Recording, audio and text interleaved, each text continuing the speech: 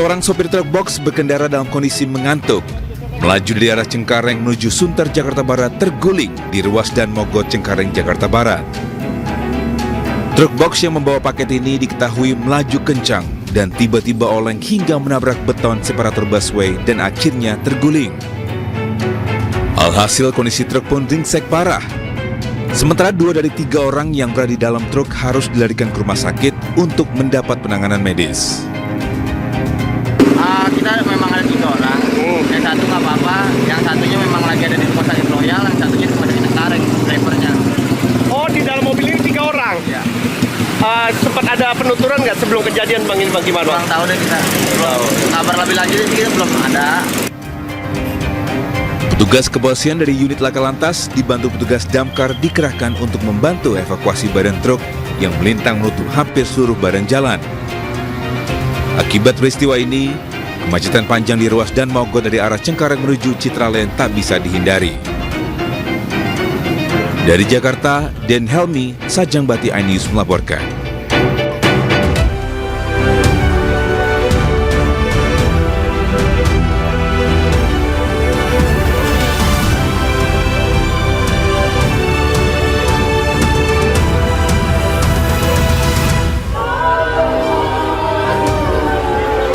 Tangis keluarga pecah saat identifikasi salah satu jenazah pelaku tawuran yang ditemukan di Kali, Bekasi.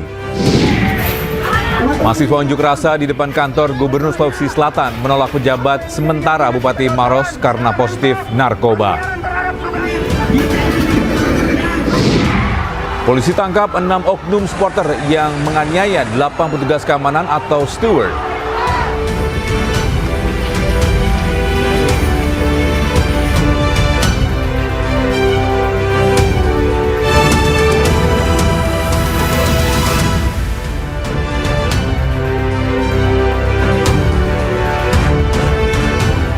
Halo, selamat siang pemirsa, apa kabar Anda hari ini? Senang sekali saya Togi Snaga kembali hadir menemani aktivitas Anda di iNews Siang. Selain 3 berita utama tadi, iNews Siang juga akan menyuguhkan beragam informasi penting lainnya.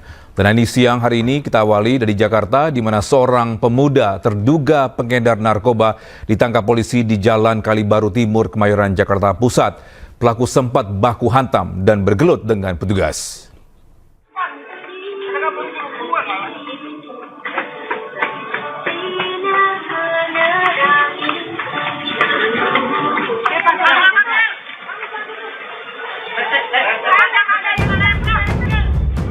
Warga digegerkan dengan adanya penangkapan seorang pemuda oleh petugas kepolisian di Jalan Kalibaru Timur 6, Gang 14, Kemayoran, Jakarta Pusat.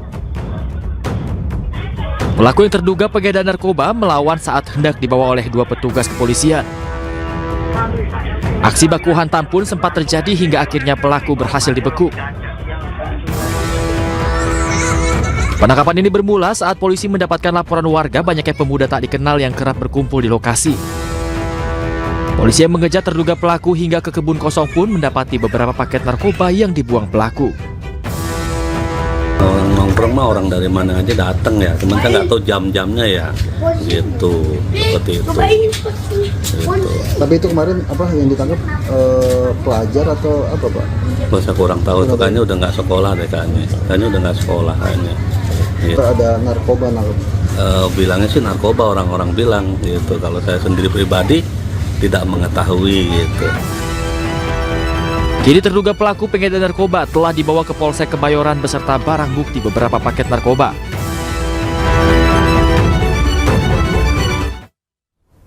Ya, asyik bermain ponsel di jalan, seorang siswi jadi korban jambret di Durensawit, Jakarta Timur. Teriakan korban memancing perhatian warga sehingga pelaku berhasil diringkus dan jadi bulan-bulanan masa.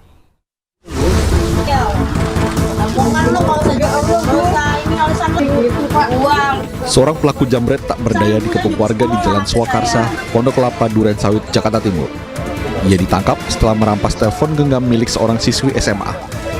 Peristiwa itu terjadi saat korban berjalan kaki sambil bermain telepon genggam usai berbelanja di warung. Pelaku sempat kabur dengan sepeda motor. Naas ia terjatuh hingga akhirnya ditangkap warga. Pelaku pun menjadi bulan-bulanan warga sebelum diamankan di pos keamanan setempat. Menuju mau pulang, nah menuju mau pulang, akhirnya kok teriak jambret gitu. Akhirnya saya tengok jatuh orangnya di sini, mau tak kejar pakai motor udah jatuh, langsung saya lari, langsung tak kejar di sini aja udah, langsung tak selamatin di sini tadi. Untuk proses hukum lebih lanjut, pelaku bersama korban dan barang bukti dibawa ke Polsek Durensawit. Dari Jakarta, Rio Manik, iNews melaporkan. Kita beralih ke Jawa Timur, pemirsa, seorang wanita di Kota Malang terekam kamera mencuri tabung LPG 3 kg di 3 lokasi berbeda. Kasus pencurian tabung LPG secara beruntun ini viral dan tengah diselidiki oleh pihak kepolisian.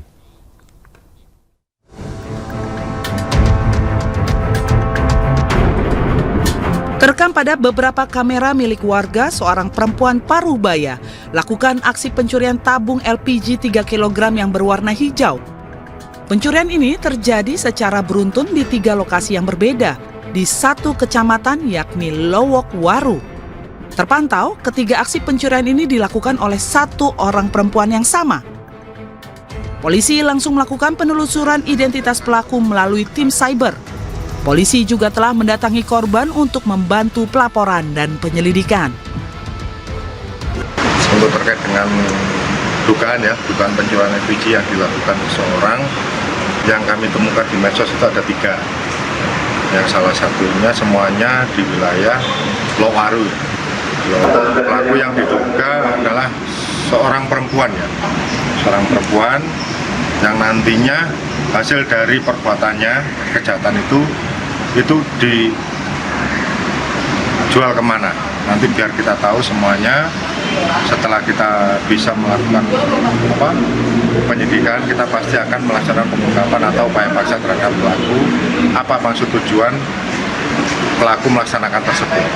Diduga pelakunya samakah, Mas? Kemudian kalau melihat dari hasil patroli siber melalui medsos itu sebenarnya sama.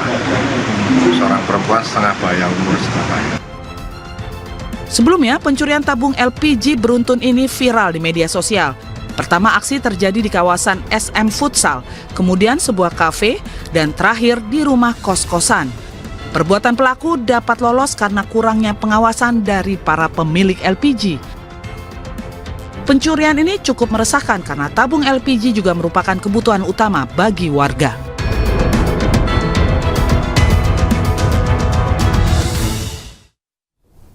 Pemirsa, Rumah Sakit Polri Kramat Jati berhasil mengidentifikasi ke-7 jenazah yang ditemukan di Kali Bekasi pada hari Minggu kemarin. Ketujuhnya teridentifikasi dari ciri fisik serta barang yang dibawa korban. Baik, bismillahirrahmanirrahim. Assalamualaikum warahmatullahi wabarakatuh. Salam sejahtera buat kita semua. Setelah berhasil mengidentifikasi 2 dari 7 jenazah yang ditemukan di Kali Bekasi, tim dokter gabungan RS Polri Kramat Jati kembali mengidentifikasi 5 jenazah lainnya. Kelima jenazah teridentifikasi atas nama Muhammad Farham 20 tahun, Rizky Ramadan 15 tahun, Ridho Darmawan 15 tahun, Reski Dwi Cahyono 16 tahun, dan Vino Satriani 15 tahun. Kelimanya dikenali berdasarkan ciri fisik serta barang bawaan yang dibawa korban.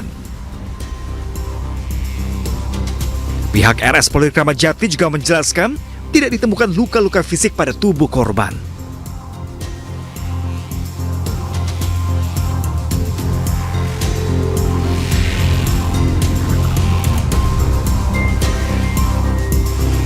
Pukul 15 tadi, tim gabungan telah berhasil mengidentifikasi 5 jenazah.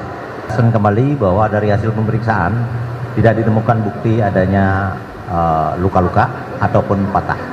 Sebagaimana yang sudah kami sampaikan sebelumnya bahwa penentuan untuk penyebab kematian masih berproses, ya.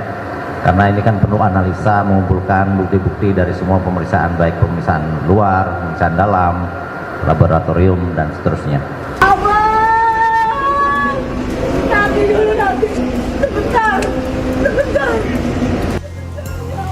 Tangisan keluarga korban pun pecah saat menerima jenazah di RS Polri Kramat Jati, Jakarta.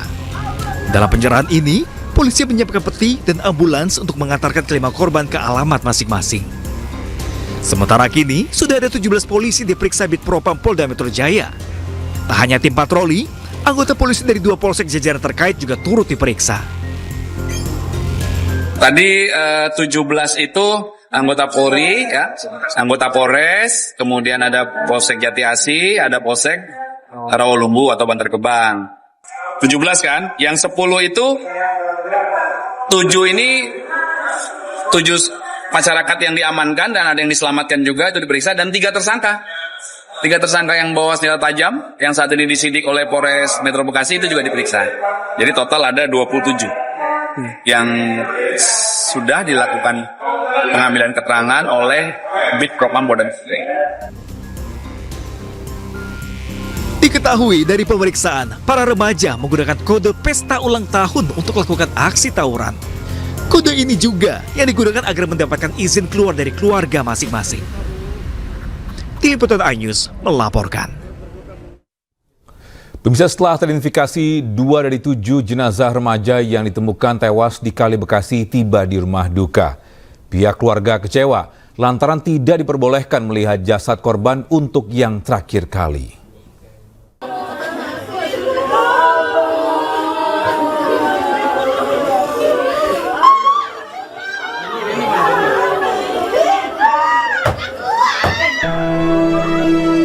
Setelah melalui proses tes, pihak rumah sakit memberitahu adanya kecocokan tes DNA, sehingga akhirnya jenazah Vino Satriadi, 1 dari 7 korban yang ditemukan tewas tenggelam di aliran Kali Bekasi, tiba di rumah duka di Kampung Kelapa II, Kelurahan Pedurenan, Kecamatan Mustika Jaya, Kota Bekasi, Jawa Barat.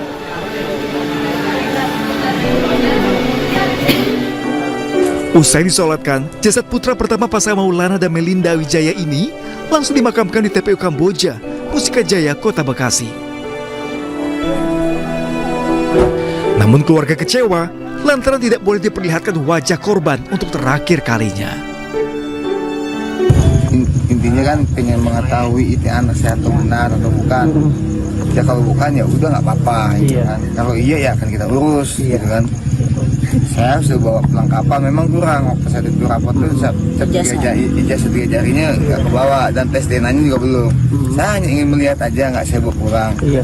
Itu kan belum membusuk banget, belum bau banget. Masih kelihatan mungkin dari wajah atau begitu pun ya. Ya Om ya. Cuma nggak dikasih.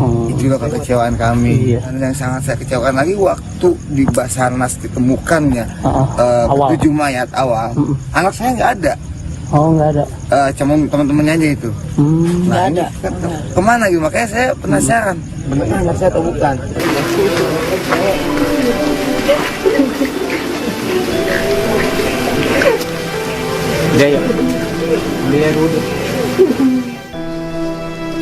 Tidak hanya keluarga Vino, duka mendalam juga dialami keluarga Farhan, 20 tahun, yang adalah 1 dari 7 korban tewas di Kali Bekasi.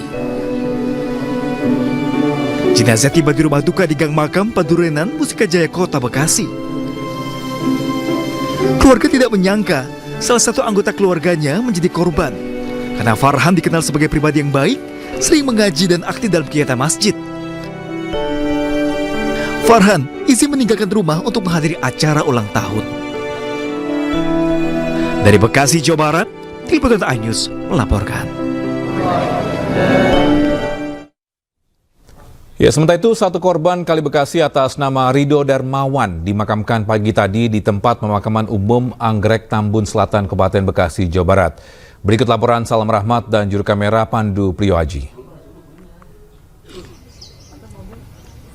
Ya pemirsa, baru saja proses pemakaman terhadap 1 dari 7 remaja yang ditemukan tewas di Kali Bekasi atas nama Rido Darmawan ini sudah rampung dilakukan oleh pihak keluarga yang memang pemakamannya sendiri ini tidak jauh dari lokasi kediaman korban berada, di mana hingga saat ini juga dari pihak keluarga maupun juga dari kerabat terdekat maupun juga sahabat dekat dari Rido Darmawan turut mengantarkan mulai dari mengiringkan doa di rumah duka, lalu juga turut menyolatkan memastikan kemudian juga turut mengantarkan Ridho Darmawan ini ke peristirahatan terakhirnya yang memang di kawasan pemakaman Anggrek di kawasan Tambun Selatan, Bekasi, Jawa Barat.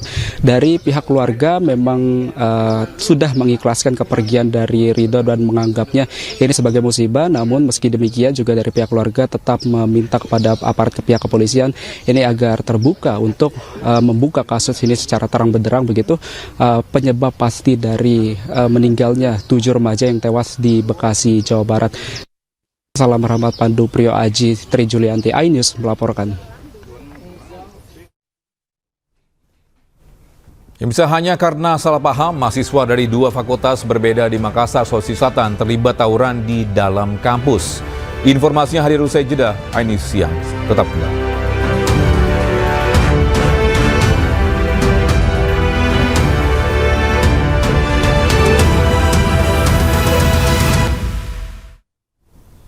Terima kasih masih bersama kami di iNews Siang. Pemirsa, hanya karena salah paham, mahasiswa dari 2 fakultas berbeda di Makassar, Sulawesi Selatan terlibat tawuran di dalam kampus mereka. Polisi harus turun tangan guna mencegah bentrokan tidak meluas. Ya Allah, takutku. 2 kelompok mahasiswa dari Fakultas Bahasa dan Sastra dengan Fakultas Teknik Universitas Negeri Makassar terlibat saling serang menggunakan batu dan senjata tajam di dalam kampus mereka kawasan Parangtambung, Kota Makassar, Sulawesi Selatan. Bentrokan ini membuat panik mahasiswa lain yang saat itu mengikuti kuliah di dalam kelas. Unit Reskrim Polsek Tamalate bersama tim penikam Polrestabes Makassar yang tiba di lokasi langsung menghentikan tawuran dan meminta agar seluruh mahasiswa meninggalkan kampus. Belum diketahui penyebab tawuran, namun diduga dipicu salah paham antar mahasiswa. Ini salah pahaman sedikit saja, karena sehingga mereka namanya anak muda, seperti itu. Bagu gara saja, tapi situasi sudah kondusif. Guna mengantisipasi tawuran susulan, puluhan polisi sempat disiagakan di depan pintu masuk kampus hingga situasi kondusif. Dari Makassar, Sulawesi Selatan, Yol Yuspin, iNews melaporkan. Sementara itu, polisi menangkap 6 oknum supporter yang menganiaya 8 petugas keamanan atau steward. Tersangka mengeroyok steward karena emosi adanya isu pelecehan yang dilakukan oleh petugas keamanan terhadap supporter wanita.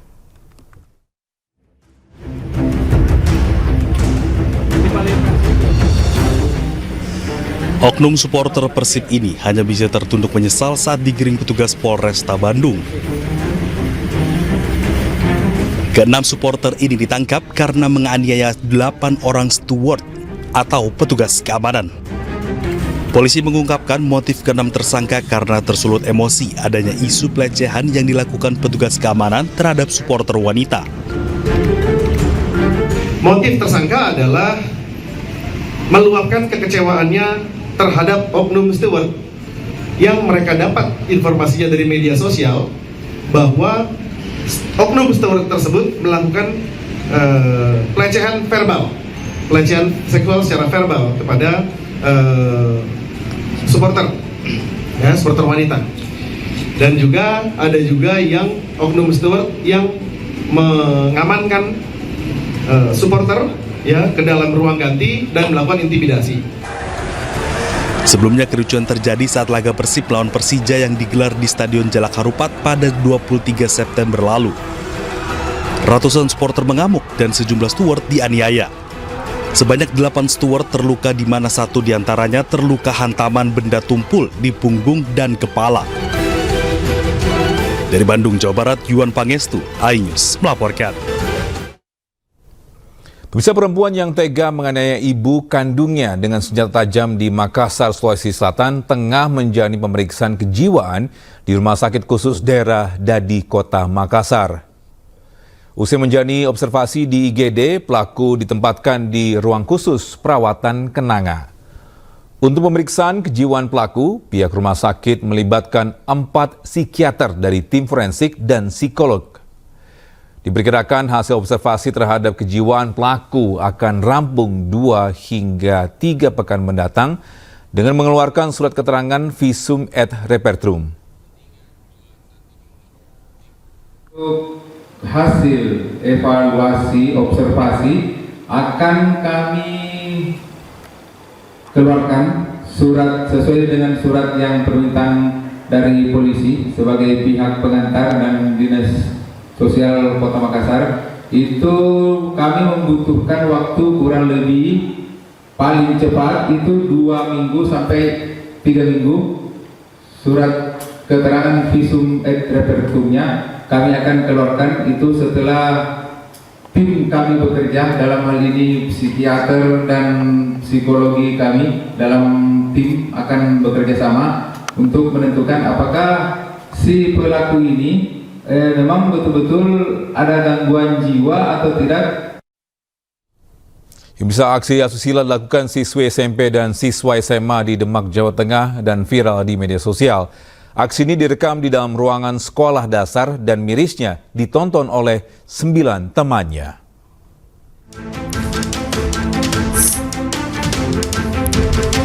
Pasangan kekasih antara siswi SMP dengan siswa SMA ini melakukan aksi tak senonoh di ruangan kelas.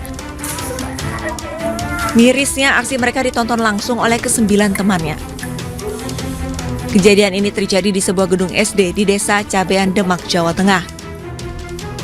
Ironis, salah seorang temannya justru merekam lebih detail bagian kemaluan dari para pelaku. Orang tua siswi SMP yang melihat video ini via aplikasi WhatsApp langsung melaporkan kejadiannya ke polisi. Korban ini sedang fotokopi ya, untuk mencari tugas dengan teman-temannya, dan pada saat di jalan dicegat oleh pelaku.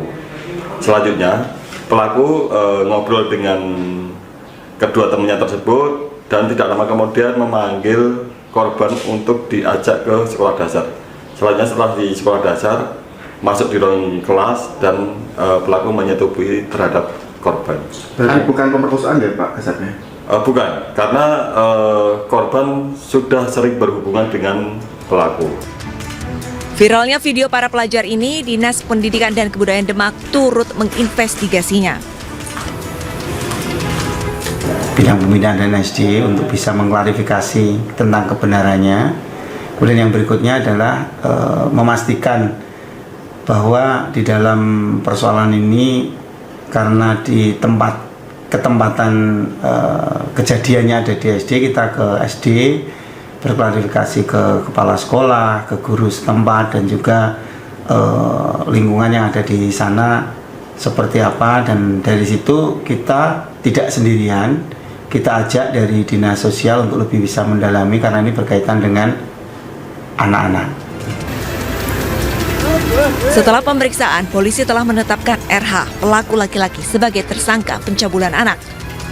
Atas perbuatannya, RH dijerat Undang-Undang Perlindungan Anak dengan ancaman hukuman pidana 5 tahun hingga 15 tahun penjara. Dari Demak, Jawa Tengah, Sukma Wijaya, iNews melaporkan.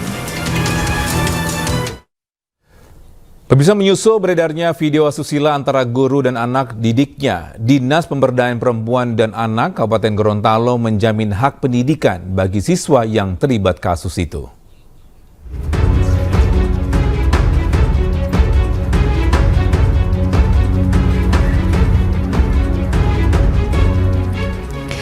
Setelah pemeriksaan kepolisian terkait kasus video asusila oknum guru dan siswi di salah satu madrasah aliyah negeri di Gorontalo, pihak Dinas Pemberdayaan Perempuan dan Anak Kabupaten Gorontalo akan melakukan pendampingan terhadap siswi yang terlibat agar tidak mengalami trauma. Selain itu, Dinas PPA Kabupaten Gorontalo juga akan berupaya siswa terkait tetap melanjutkan pendidikan. Kami dari Dinas Pemberdayaan Perempuan nanti setelah ini kan masih masa pemeriksaan secara BAP, sesudah itu kita akan asesmen dengan psikolog untuk menenangkan ketegangannya, kemudian memulihkan kembali keadaan psikologi. Hak pendidikan korban bagaimana Bu? Ya, jelas itu yang utama, tetap kita melindungi korban harus tetap ke sekolah, nanti kita koordinasi dengan pihak sekolah. Pihak Dinas Pemberdayaan Perempuan dan Anak juga mengimbau agar masyarakat menghapus dan berhenti menyebarkan untuk melindungi hak dan psikologis anak. Sebelumnya, petugas Satreskrim Polres Gorontalo melakukan penyelidikan video asusila guru dan siswi yang viral di media sosial. Pemeriksaan pelaku dan korban bermula setelah Polres Gorontalo telah menerima laporan dari paman korban terkait video asusila tersebut. Korban inisial PP sudah memang menjalani hubungan yang dekat dengan tersangka DH, kemudian berlanjut seterusnya sampai terjadi yang sesuai dengan rekan-rekan mengetahui. Saat ini Satreskrim Polres Gorontalo Kota sudah menetapkan oknum guru berinisial DH sebagai tersangka yang dijerat dengan pasal perlindungan anak dengan ancaman hukuman 5 hingga 15 tahun penjara. Dari Kabupaten Gorontalo, Nur Faizil Hasan, iNews melaporkan. Unjuk rasa mahasiswa di depan kantor Gubernur Sulawesi Selatan yang menolak pejabat sementara Bupati Maros karena positif narkoba diwarnai kericuhan. Kami akan hadirkan informasinya usai jeda, tetaplah di iNews Siang.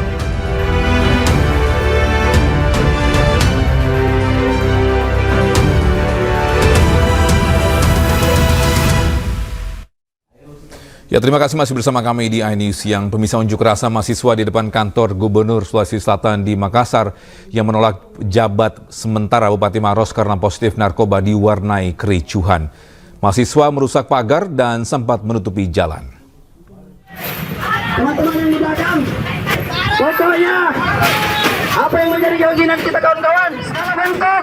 Puluhan mahasiswa dari Aliansi Gerakan Moral Masyarakat Maros berunjuk rasa menolak penjabat sementara Bupati Maros di depan kantor Gubernur Sulawesi Selatan di Kota Makassar. Mahasiswa yang marah karena ditolak masuk sempat berusaha membobol pintu gerbang kantor Gubernur.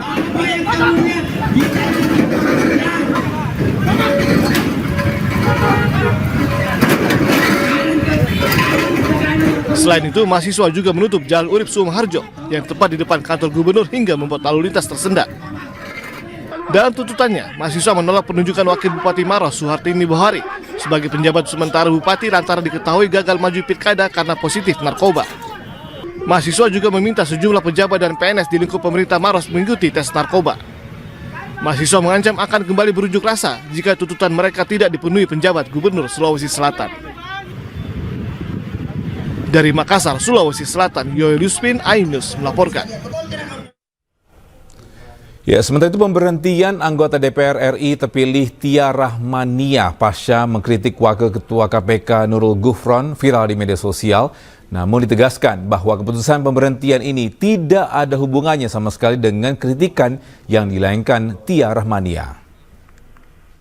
Pak Nurul Gufron yang terhormat, daripada Bapak bicara yang teori seperti ini, kita semua tahu Pak, negara ini berada dalam kondisi tidak baik-baik saja. Mending Bapak bicara kasus Bapak, bagaimana Bapak bisa lolos Dewan Etik, kemudian dipetun sukses. Bagaimana kasus Bapak memberikan rekomen pada ASN, bisa cari tolong dihargai forum ini, Bu. Yang memberikan nilai-nilai baik. Terima kasih. Wassalamualaikum warahmatullahi wabarakatuh. Saya izin keluar. Baik, terima kasih, Bu. Itulah momen viral saat Tia Rahmania mengkritik Wakil Ketua KPK Nurul Gufron dalam agenda pemantapan nilai-nilai kebangsaan di Lembaga Ketahanan Nasional. Pasca video viral tersebut, PDIP memecat anggota DPR terpilih Tia Rahmania dari keanggotaan partai digantikan Boni Triana. Namun ditegaskan bahwa pemberhentian tidak ada hubungannya dengan mengkritik Wakil Ketua KPK Nurul Gufron tersebut. Pergantian ini telah diputuskan Mahkamah Partai terkait perselisihan perhitungan suara di Dapil Banten 1. Ya, memang di internal partai kita mempunyai Mahkamah Partai yang bisa memutuskan secara internal terkait apakah salah satu caleg dari internal bisa kemudian dilantik atau tidak dilantik. Tapi bagaimana detailnya silakan tanyakan kepada DPP partai. Bu, kami dapat informasi ya, maksudnya karena dua caleg itu diduga menggelembungkan suara di Dapil Banten dan Jawa Tengah. Itu benar nggak, Bu? Silakan tanya ke DPP partai. Ya. Ada anggap mungkin tadi untuk kejadian tadi ya Pak. Ini ada anggapan juga kalau gara-garanya itu soal apa mengkritik KPK Nurul Gufron ini nggak ya? Nggak ada hubungannya, jadi nggak ada hubungannya. Ini jangan kemudian ada salah pengertian. Ini ada sepertinya ada perbedaan atau ada ketidaksukaan antara partai politik dengan KPK. Tidak ada hubungannya. Berarti memang proses internalnya juga sudah berjalan sebelumnya juga ya? Silakan tanya ke DPP partai. Sementara itu, Boni Triana melalui akun X-nya menjelaskan telah mengetahui keputusan partai pada 11 September 2024. Atau 2 minggu sebelum video Tria Rahmania mengkritik Wakil Ketua KPK Nurul Gufron. PDIP diketahui memecat anggota DPR terpilih Tia Rahmania dari keanggotaan partai berdasarkan surat keputusan Ketua KPU Muhammad Afifuddin. Tia Rahmania digantikan Boni Triana yang berasal dari daerah yang sama.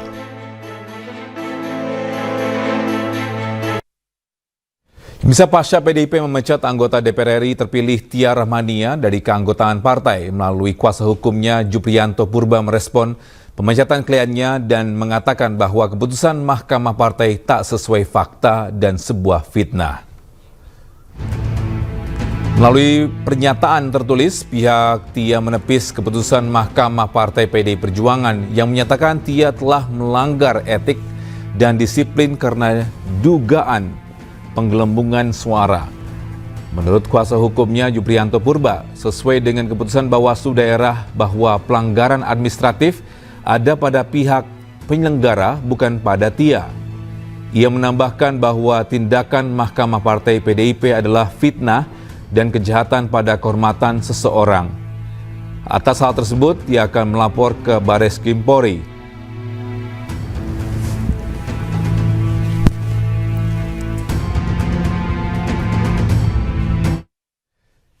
Kita ke informasi selanjutnya, pemirsa. Presiden terpilih Prabowo Subianto segera bertemu dengan Ketua Umum PDI Perjuangan Megawati Soekarno Putri.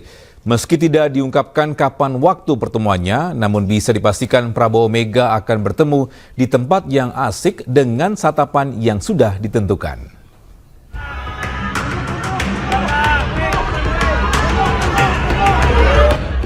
Presiden terpilih Prabowo Subianto diagendakan segera bertemu dengan Ketua Umum PDI Perjuangan Megawati Soekarno Putri. Hal itu disampaikan Ketua DPP PDI Perjuangan Puan Maharani. Pertemuan keduanya berdasarkan komunikasi yang telah dijalin antara Partai Gerindra dan PDI Perjuangan secara intens. Menurut Puan, Prabowo dan Megawati akan bertemu di sebuah tempat yang asyik, meski belum ada kepastian kapan waktunya. Insya Allah akan segera kita adakan pertemuan antara Ibu Mega dengan Pak Prabowo dalam waktu yang timingnya tepat. Timing tepatnya itu kapan sih Mbak? Kalau boleh tahu, karena ini jadi saling tunggu-tungguan ya? Ya nggak saling tunggu-tungguan kan, beliau berdua mempunyai jadwal yang sama-sama sibuk. Namun kita sudah bicara juga bersama-sama yang bisa saya sama-sama pahami, beliau berdua sama-sama berkeinginan untuk saling bertemu. Ketemunya di mana Bu rencananya? Di tempat yang asik.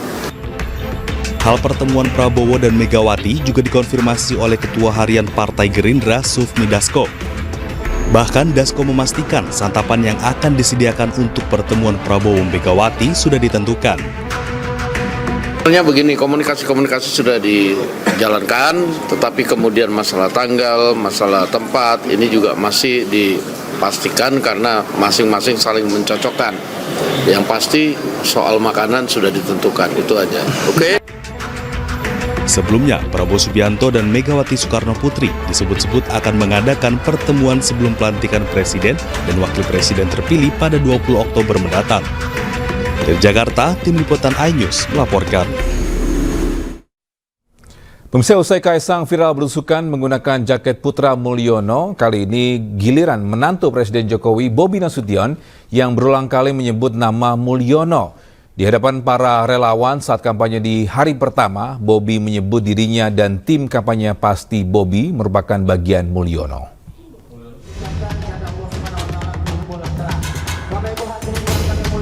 Menantu Presiden Jokowi, Bobi Nasution, dalam kampanye perdananya selain menyampaikan visi misi, dirinya juga berulang kali menyebutkan nama Mulyono di hadapan para pendukungnya. Bobi menyebut jika relawan Pasti Bobi masih merupakan keluarga Mulyono termasuk dirinya. Hal ini dikarenakan sejumlah kerabat Bobi ikut menjadi tim ses dalam tim pemenangan Pasti Bobi. Pasti Bobi dulu namanya sebelumnya adalah Jamin ya. Jokowi Maruf Amin. Sekarang namanya ganti udah. Jokowi Maruf Amin lagi Mulyono namanya. Kami di sini Pasti Bobi kurang lebih semuanya pun di sini Tante tadi hilang, istrinya udah ucap. Nah, jadi kurang lebih pasti WOB ini kurang lebih isinya hampir-hampir keluarga Mulyono semua.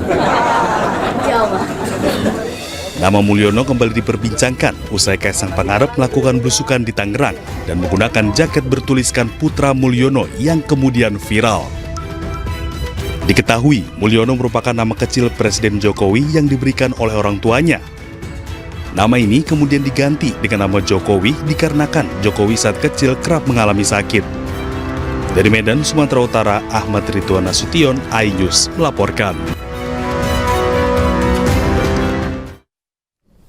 Pemirsa, viral video Kapolda Jawa Tengah Irjen Pol Ribut Hari Wibowo enggan salaman dengan calon gubernur Jawa Tengah nomor urut 1 Andika Perkasa. Menanggapi hal tersebut, Ribut Hari Wibowo ini kecewa kepada pengurus atau pengunggah video. Pasalnya dirinya mengaku sudah bertemu dan duduk satu meja dengan Andika Perkasa sebelumnya. Menyampaikan sambutannya,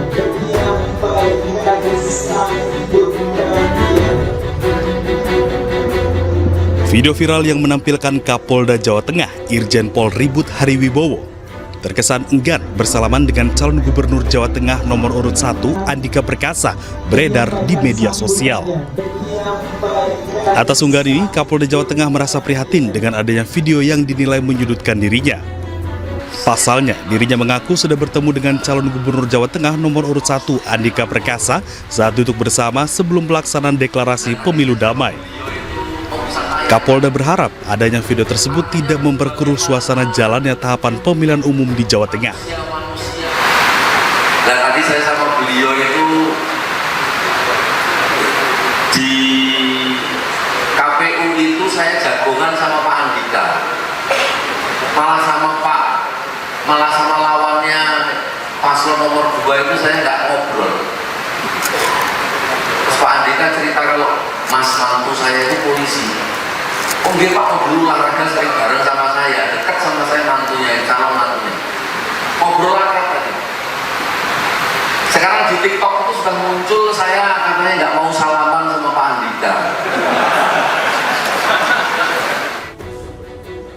Sementara itu, calon gubernur Jawa Tengah nomor urut 1 Andika Perkasa menanggapinya santai viralnya video tersebut.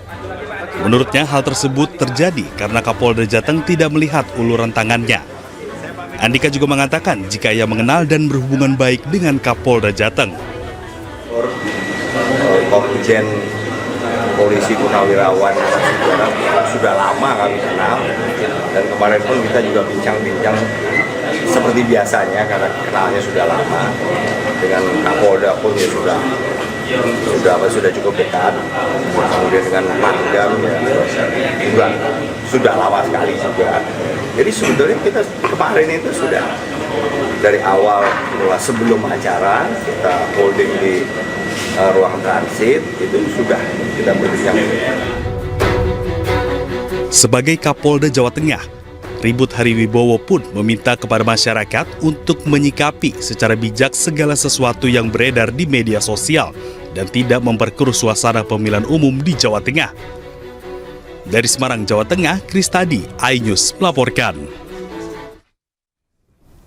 Bisa selanjutnya iNews yang akan dibawakan oleh rekan Arlista Hadi. Selamat siang Arlista, gimana kabarnya siang hari ini? Selamat siang Togi, kabarnya hari ini baik, sehat dan semangat Togi. Harus tetap semangat. Ada informasi menarik lainnya nantinya? Tentunya, ya pemirsa, ini ada informasi mengenai penertiban PKL di kawasan wisata Pantai Purus Kota Padang berlangsung ricuh. iNews siang akan segera kembali usai jeda, tetaplah bersama kami.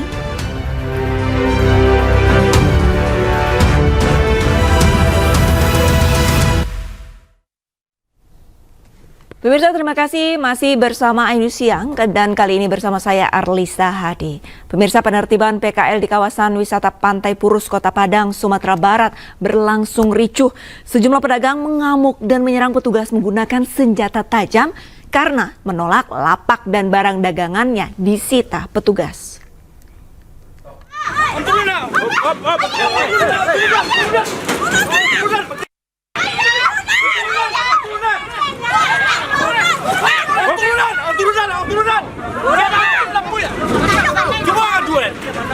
Turunan deh.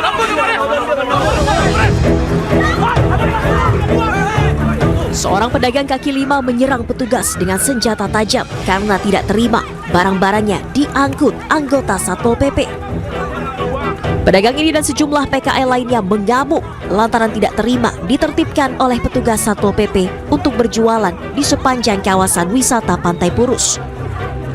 Petugas menyebut penertiban PKL ini sudah sesuai dengan surat edaran Pemkot Padang tentang pelarangan berjualan di sepanjang kawasan pantai, lantaran dianggap mengganggu ketertiban dan kenyamanan pengunjung wisata. Ada di lapangan dan juga kita tadi mendapat perlawanan dari pedagang yang menggunakan senjata tajam dan berusaha melakukan tindakan untuk mencederai anggota ataupun personil kita yang ada di lapangan pada saat kita melakukan penertiban. Penertiban pun akhirnya dihentikan sementara hingga situasi dinyatakan kondusif. Dari Padang, Sumatera Barat, Budi Sunandar, iNews melaporkan. Asyik bermain ponsel di jalan, seorang siswi menjadi korban jambret di Durensawit, Jakarta Timur. Teriakan korban memancing perhatian warga, sehingga pelaku berhasil diringkus dan jadi bulan-bulanan masa.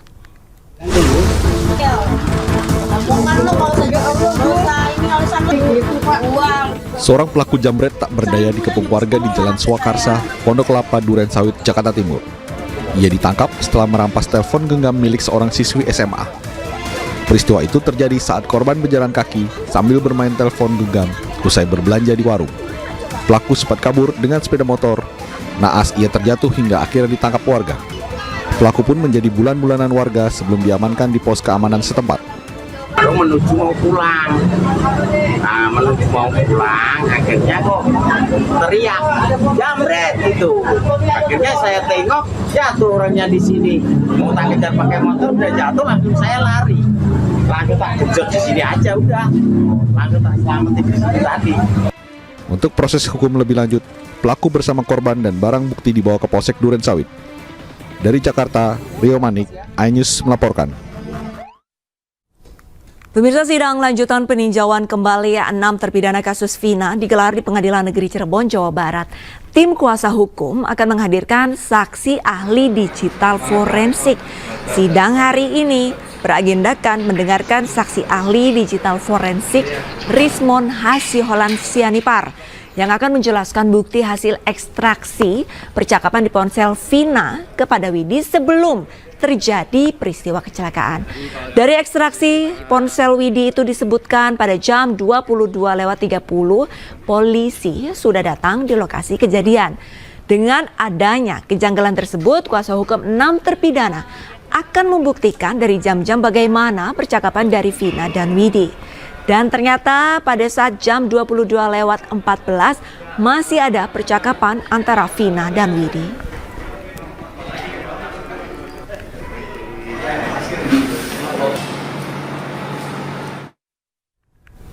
Pemirsa, dalam sidang peninjauan kembali 6 terpidana kasus kematian Vina dan Eki 23 September lalu, ahli pidana menyebutkan bahwa dalam persidangan kasus ini banyak proses yang tidak sesuai hukum acara pidana. Sementara ahli kecelakaan lalu lintas meyakini Vina dan Eki mengalami kecelakaan tunggal.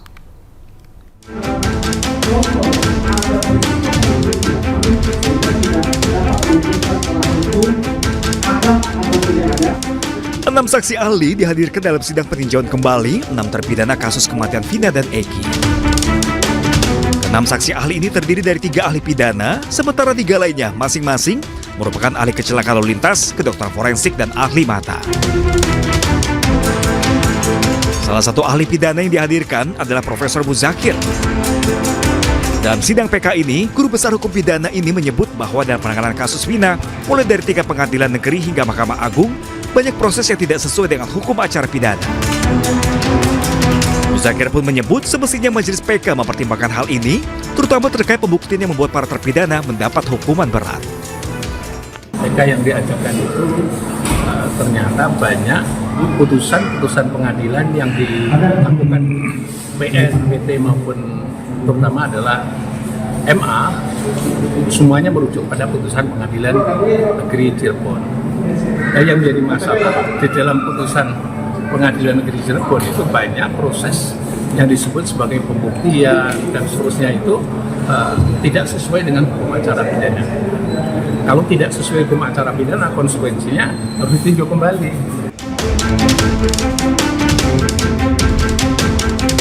Selain ahli pidana, sidang peninjauan kembali juga menghadirkan ahli kecelakaan lalu lintas Yuspan Zaluku. Dalam persidangan, Yuspan meyakini bahwa Vina dan Eki murni mengalami kecelakaan tunggal di flyover Talun. Yuspan mempertanyakan penetapan kematian dari polisi yang awalnya sebagai kecelakaan tunggal berubah menjadi pembunuhan. Saya katakan gelap karena di dalam tanya jawab tadi tidak ada kejelasan tindak lanjut penanganan peristiwa itu sebagai kecelakaan lalu lintas. Kenapa dia berhenti?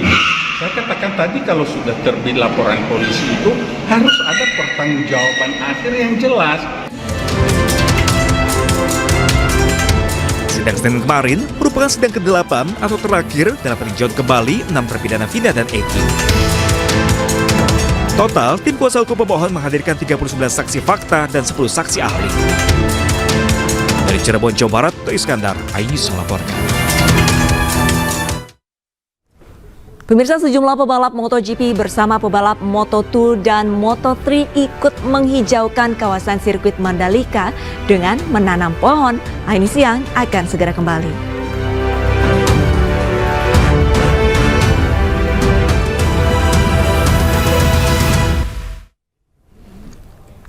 Iseng memakai cincin kakaknya, seorang siswi SMP meminta bantuan petugas pemadam kebakaran untuk melepaskannya. Siswi SMP ini sampai diantar gurunya dan sempat histeris saat proses pemotongan cincin.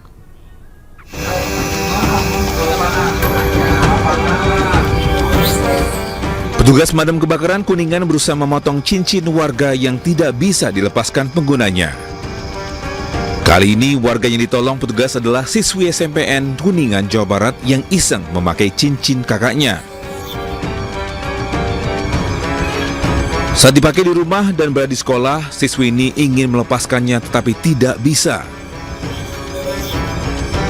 Panik, siswa ini pun minta tolong kepada gurunya hingga akhirnya diantar ke petugas pemadam kebakaran.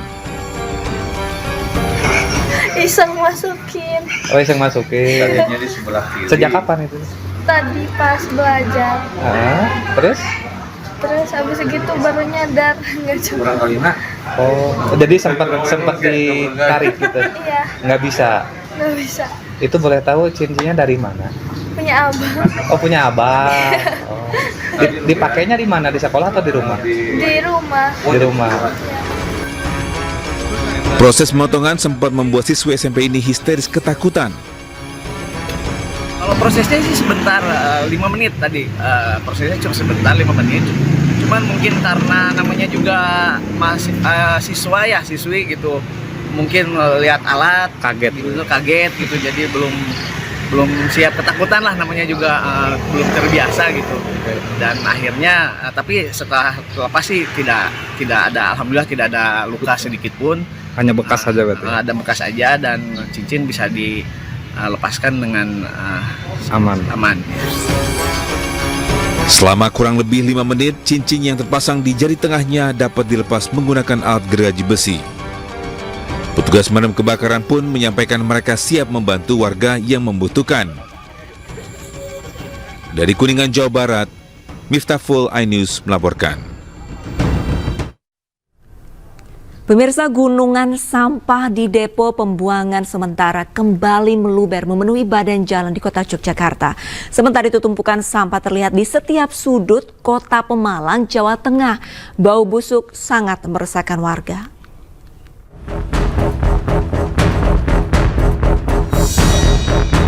Beginilah kondisi depo sampah di Jalan Merbabu, Kota Baru, Kota Yogyakarta dengan tumpukan sampah yang menggunung hingga meluber dan nyaris menutupi setengah badan jalan raya. Tumpukan sampah jenis rumah tangga ini diduga terjadi karena masih terbatasnya upaya penanganan pemerintah Kota Yogyakarta dalam pengelolaan sampah secara mandiri sejak tempat pembuangan sampah akhir terpadu TPST Piyungan Bantu ditutup. Tidak hanya mengganggu lalu lintas, terutama pengguna jalan, namun tumpukan sampah yang menggunung yang sudah dirasakan sejak 4 bulan terakhir ini juga membuat pedagang bunga di sekitar lokasi mengaku sangat dirugikan. Kondisi sampah juga semakin membusuk dan memunculkan ulat belatung di sekitar dagangan. Kalau menurut saya sangat mengganggu pejalan. Jalan kaki maupun motor gitu sangat mengganggu. Karena apa, Mbak? Ya di samping sampah yang berserakan, baunya juga mengganggu kesehatan juga. Sangat amat mengganggu, Pak ya. Terutama aroma sama ulatnya, Pak ya. Ini kalau pagi ulatnya banyak, Pak, di sini. Sampai di ujung sana. Gimana Mas, menurut Mas seharusnya? Harapannya sih secepatnya sih, Kak ya. Secepatnya di nolin ya, dibersihin. Dan kalau bisa setelah nol dijaga, Pak. Biar nggak sampai penumpukan seperti ini lagi. Sementara itu warga berharap penumpukan sampah di Depo Kota Baru ini dapat segera ditangani oleh pemerintah terkait dengan memaksimalkan pengelolaan sampah. Sementara itu beginilah kondisi lautan sampah mengepung di Kota Pemalang, Kota Jawa Tengah sejak 2 minggu terakhir. Bau busuk menyengat membuat tidak nyaman dan rawan menimbulkan penyakit. Jalan juga menyempit karena gunungan sampah memakan badan jalan. Pemirsa, sejumlah pebalap MotoGP bersama pebalap Moto2 dan Moto3 ikut menghijaukan kawasan sirkuit Mandalika dengan menanam pohon. Langkah ini sebagai bentuk kepedulian pebalap terhadap lingkungan di kawasan ekonomi khusus Mandalika, Lombok Tengah.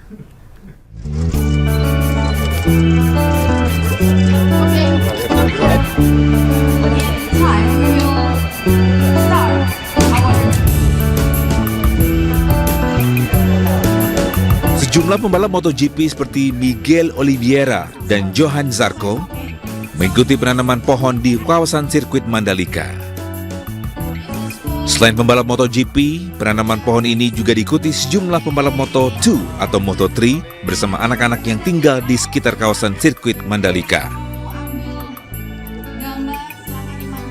Penanaman pohon dilakukan sebagai bentuk kepedulian pembalap terhadap keberlangsungan lingkungan di Mandalika, sehingga tidak hanya menjadi kawasan ekowisata, namun juga menciptakan kawasan yang ramah lingkungan.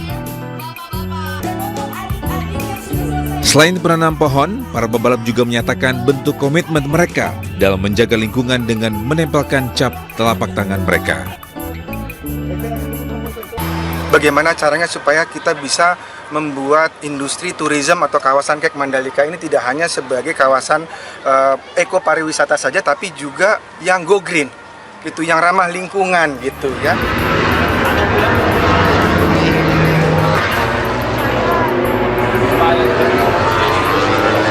Sementara itu, MotoGP Mandalika Indonesia Series di Pertamina Mandalika Street Circuit telah siap dihelat mulai hari ini hingga Minggu 29 September mendatang. Para pembalap yang akan turun juga sudah tiba di Lombok Tengah, Nusa Tenggara Barat. Pihak panitia menyatakan seluruh tiket VIP dan premium sudah habis terjual dan kini menyisakan tiket festival dan reguler yang masih bisa dipesan. Dari Lombok Tengah, Muzakir dan Emma Widiawati, iNews melaporkan. Pemirsa, Menteri Pariwisata dan Ekonomi Kreatif Sandiaga Salahuddin Uno menerima masukan dan kritikan dari berbagai pihak demi kemajuan sektor pariwisata di Indonesia. Kemenparekraf sangat terbuka bagi siapa saja pihak yang ingin membantu mengenalkan dan juga mempromosikan pariwisata Indonesia kepada dunia. Apresiasi yang disampaikan Menparekraf Sandiaga Salahuddin Uno terkait kedatangan YouTuber asal Amerika Serikat ISOSpeed di media sosialnya mendapat respon dingin dari konten kreator ternama asal Indonesia Reza Arab yang mempertanyakan andil pemerintah dalam kunjungan ISOSpeed ke Indonesia. Meski demikian, Sandiaga Uno menerima kritikan tersebut. Menurutnya hal ini menjadi sebuah masukan bagi Kemenparekraf agar bisa melibatkan siapa saja konten kreator yang ingin memajukan sektor pariwisata di dalam negeri. Masukannya harus diterima. Masukan dia udah memfasilitasi, kita harus apresiasi. Tapi apakah dia meminta ke sini, itu yang sedang kita cari. Dan untuk kedepannya kita sangat terbuka. Dan ini nggak akan mungkin tanpa tokoh-tokoh kayak Reza Arab mengambil inisiatif. Dan itu yang mestinya harus kita apresiasi.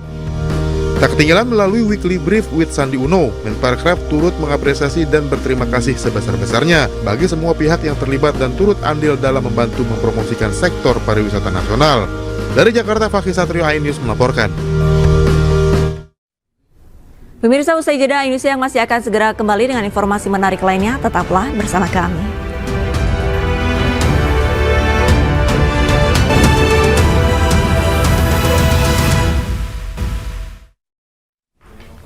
Rumah Sakit Polri Kramat Jati berhasil mengidentifikasi ketujuh jenazah yang ditemukan di Kali Bekasi pada hari Minggu kemarin. Ketujuhnya teridentifikasi dari ciri fisik serta barang yang dibawa korban. Baik, bismillahirrahmanirrahim. Assalamualaikum warahmatullahi wabarakatuh. Salam sejahtera buat kita semua. Setelah berhasil mengidentifikasi 2 dari 7 jenazah yang ditemukan di Kali Bekasi, tim dokter gabungan RS Polri Kramat Jati kembali mengidentifikasi 5 jenazah lainnya. Kelima jenazah teridentifikasi atas nama Muhammad Farham 20 tahun, Rizky Ramadan 15 tahun, Ridho Darmawan 15 tahun, Reski Dwi Cahyono 16 tahun, dan Vino Satriani 15 tahun. Kelimanya dikenali berdasarkan ciri fisik serta barang bawaan yang dibawa korban. Pihak RS Polri Kramat Jati juga menjelaskan tidak ditemukan luka-luka fisik pada tubuh korban.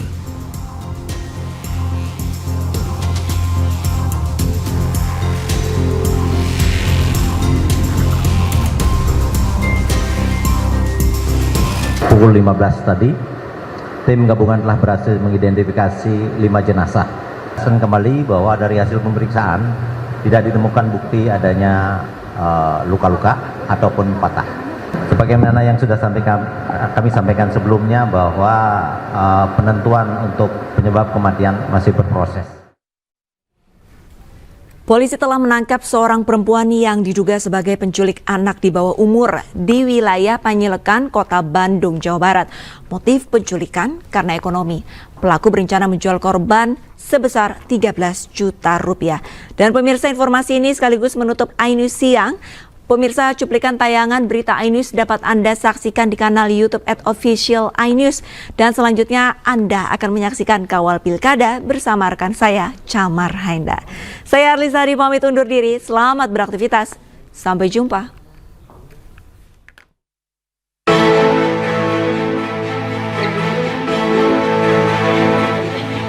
Tersangka Suci Hartiningsih, 23 tahun. Warga Cibalong, Kabupaten Garut, digelandang petugas ke Mapolrestabes Bandung karena diduga sebagai pelaku menculik anak berusia 2,5 tahun di wilayah Panyilekan, Kota Bandung. Modus tersangka dengan mengajak orang tua korban berbelanja di salah satu swalayan dan menyuruh orang tua korbannya untuk mencoba pakaian di toilet.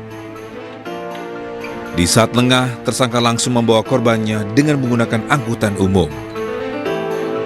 Di hadapan petugas, tersangka mengaku membawa korban yang rencananya akan diadopsi kepada kenalannya dengan diiming-iming uang sebesar 13 juta rupiah. Penyelidikan pemerintah tersangka bahwa modus ataupun motif yang dilakukan oleh tersangka ini adalah untuk menjual anak tersebut. Jadi rencananya tersangka akan melakukan penjualan anak tersebut kepada seseorang. Alhamdulillah pada saat ditemukan anak tersebut masih berada di kontrakan tersebut. Tetapi ternyata sudah ada pembicaraan dengan calon yang akan diduga melakukan pembelian anak tersebut. Nah, maka dari itu jajaran Polrestabes Bandung dan Polsek Penyelidikan akan menyelidiki siapa yang akan melakukan pembelian anak tersebut. Masih akan lagi kita lanjutkan penyelidikan lebih lanjut. Sebelumnya kasus ini berawal dari laporan Yadi Supriyadi yang merupakan orang tua korban ke Polsekta Penyilekan terkait hilangnya anak yang diduga diculik oleh tersangka SH. Setelah penyelidikan, petugas akhirnya berhasil meringkus tersangka tengah bersama korban di rumah kontrakannya di wilayah Ujung Berung. Dari Bandung, Jubita Meliana melaporkan.